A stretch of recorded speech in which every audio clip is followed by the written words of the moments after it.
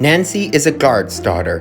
Ever since she was a little girl, she had taken a keen interest in the Skarloey Railway and would often visit the shed after school to polish and clean the engines. The engines were all very fond of her and always looked forward to her visits.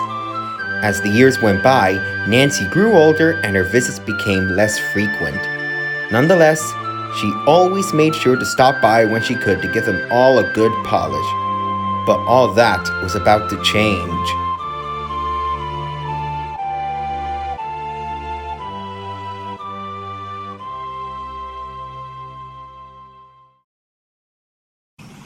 The Isle of Man?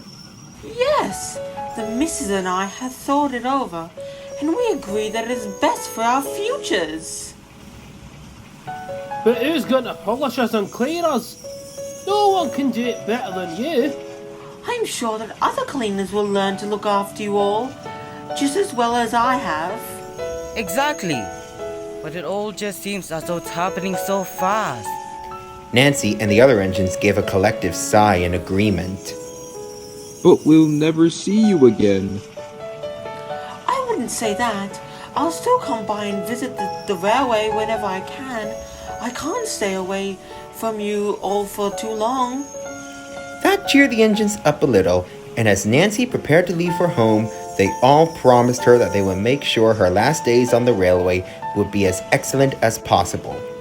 Skarloey, meanwhile, had said nothing. He was deeply in thought about Nancy's news.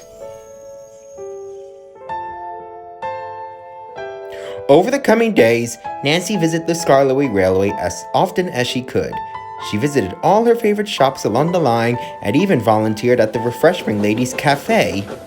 Everyone was very happy to see her, and they all wished her the best of luck on the Isle of Man. When the days were done, Nancy would visit the sheds and give all the engines a good cleaning.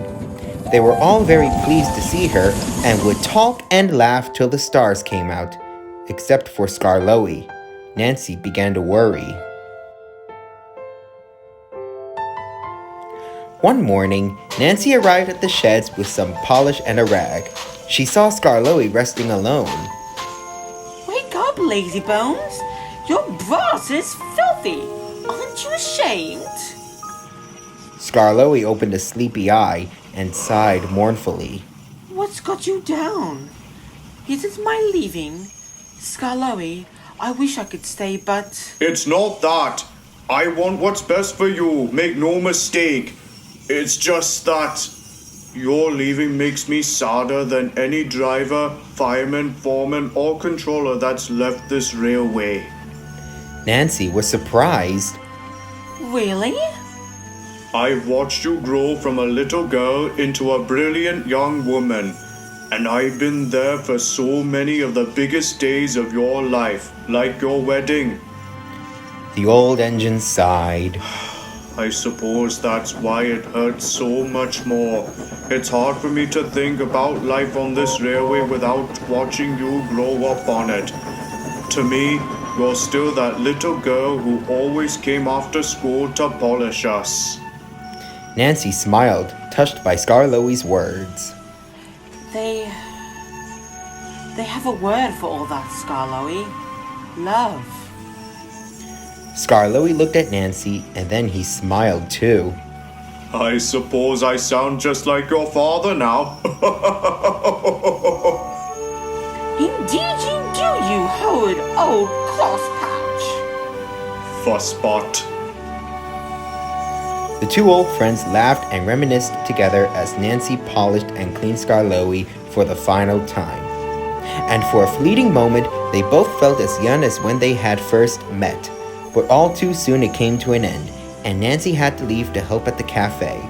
Skarloey watched her go, once again lost in his thoughts.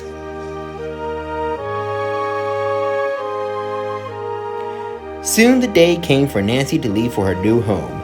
Before she left, she stopped by the shed and gave all the engines one last polish and cleaning. When she had finished, Nancy took one last long look at the engines. You've all been wonderful friends. I'll miss you dearly.